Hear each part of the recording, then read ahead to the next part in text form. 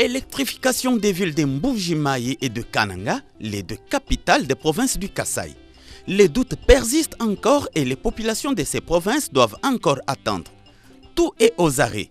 Les travaux proprement dits n'ont toujours pas encore commencé, faute des matériaux et matériels nécessaires qui n'ont jamais été acheminés sur le site.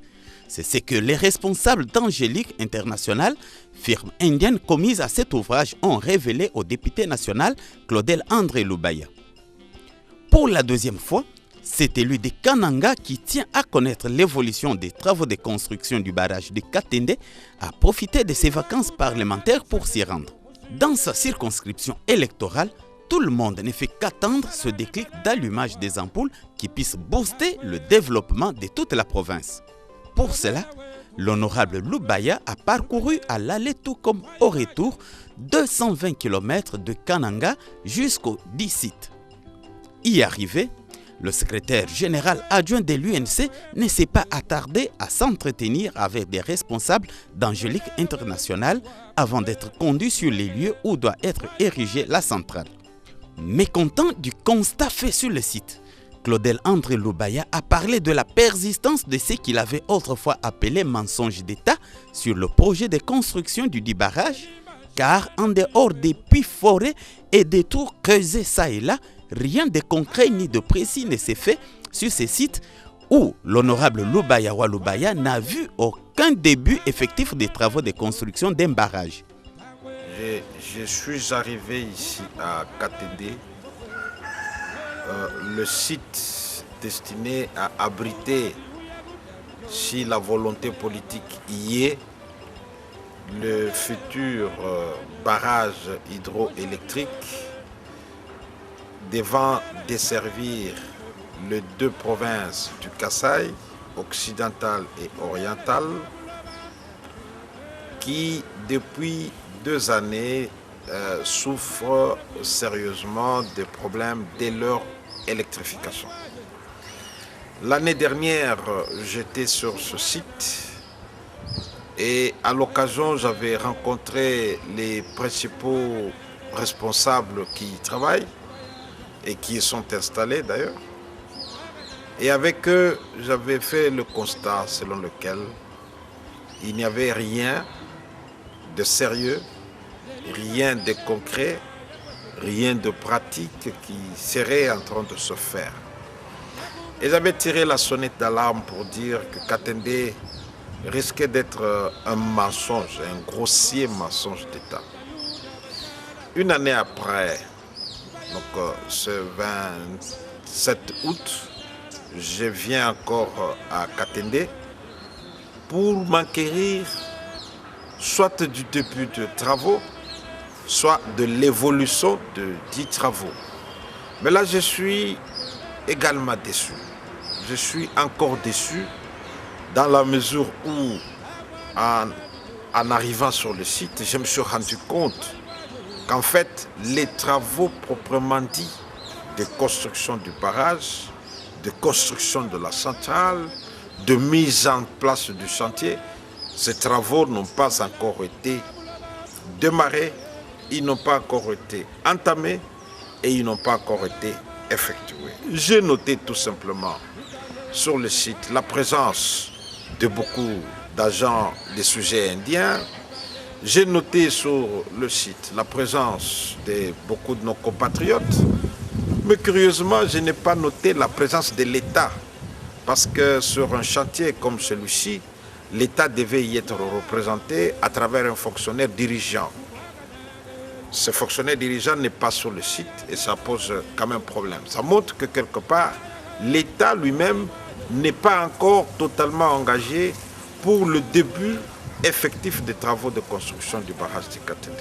Ça c'est un. J'ai trouvé sur le site qu'on a tout simplement creusé des puits, qu'on a essayé de forer par-ci par-là, mais en réalité, on n'a pas commencé les travaux de construction. Parce que construire un barrage ne veut pas dire aménager des trous, des puits, ceux dans lesquels on va faire ceci ou cela. Non, c'est commencer à poser pierre sur pierre, bloc sur bloc, brique sur brique, avec du ciment, avec de moellons, avec de gravier, de fer à béton, mais tout ça n'est pas encore sur le site. J'ai noté également, en discutant avec le fonctionnaire, enfin le sujet indien appelé à travailler ici, l'absence de matériaux essentiels. Et d'après eux, ces matériaux seraient bloqués tantôt en gare de Lubumbashi, tantôt à Kinshasa, tantôt à Kigali, tantôt en Inde même, et ils attendent que ces matériaux leur soient livrés. Ça c'est un. Ces agents me font part également de l'absence de matériaux élémentaires pour commencer même ne fût-ce que l'excavation, c'est-à-dire les explosifs qui doivent venir de Lubumbashi et qui ne sont jamais arrivés sur le site. Conséquence, les travaux, si ces travaux devaient y avoir, n'ont pas commencé et n'ont jamais démarré.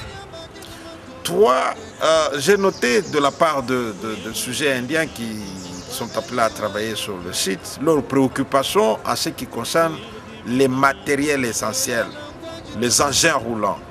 Ces matériels roulants se trouvent encore à l'étranger et n'ont pas encore été transportés sur le site. Mais aussi, ils ont posé un problème. Même si ces matériels venaient à leur être livrés, ils devraient passer par la gare de Tchimboulou et de Tchimboulou être acheminés sur le site. Or, il n'y a pas de route. Et le gouvernement s'était engagé à aménager cette route de 40 ou 50 km. Non seulement l'aménager, mais aussi la bétonner. Parce que le matériel qui devrait y passer, c'est des engins lourds. Ils ont besoin d'une route en solide pour pouvoir passer. Mais aussi, il y a un pont à jeter. Et tout ça n'est pas encore fait, ce qui me conduit à dire encore une fois que si rien n'est fait, risque de continuer à être un mirage. C'est un mirage qui nous passe par-dessus la tête et qui traduit en fait l'absence, le déficit de volonté politique de la part du gouvernement pour concrétiser cet engagement, cette promesse électorale du président de la République aux populations de Kasaï. Les ingénieurs se plaignent du manque de matériel le plus important pour l'heure. Il s'agit notamment des explosifs pour détruire la grande pierre qui constitue le grand obstacle de là où doit être érigée la centrale, ainsi que du ciment qui serait bloqué non seulement à Kinshasa, la capitale du pays, et aussi à Lubumbashi, mais également au Rwanda. À l'issue de sa visite, l'honorable Lubaya a encouragé tout le monde et promis de continuer à faire pression sur le gouvernement central une fois la rentrée parlementaire intervenue en septembre. Je ne peux qu'encourager les Indiens, aussi les travailleurs indiens, à avoir la patience pour que nous tous, nous puissions continuer à faire pression sur le gouvernement pour qu'il puisse assumer la plénitude de ses responsabilités et exécuter sa part de responsabilité en ce qui concerne la réalisation de ce projet. Avant de quitter les lieux, l'honorable Lubaya a aussi plaidé auprès des responsables de l'entreprise indienne pour la cause des nationaux qui y travaillent. La population n'a pas de travail ici. Nous, la population, nous attendons et nous continuons à attendre. Nous sommes venus une année avant, nous sommes revenus aujourd'hui, nous reviendrons, nous continuons à venir et continuerons à venir jusqu'au jour où sur ce site, il y aura du concret. Et c'est par une série de prises de photos avec toutes les couches sociales trouvées aux chutes de Katende que l'élu de Kananga a clôturé sa visite le jeudi 26 août 2014.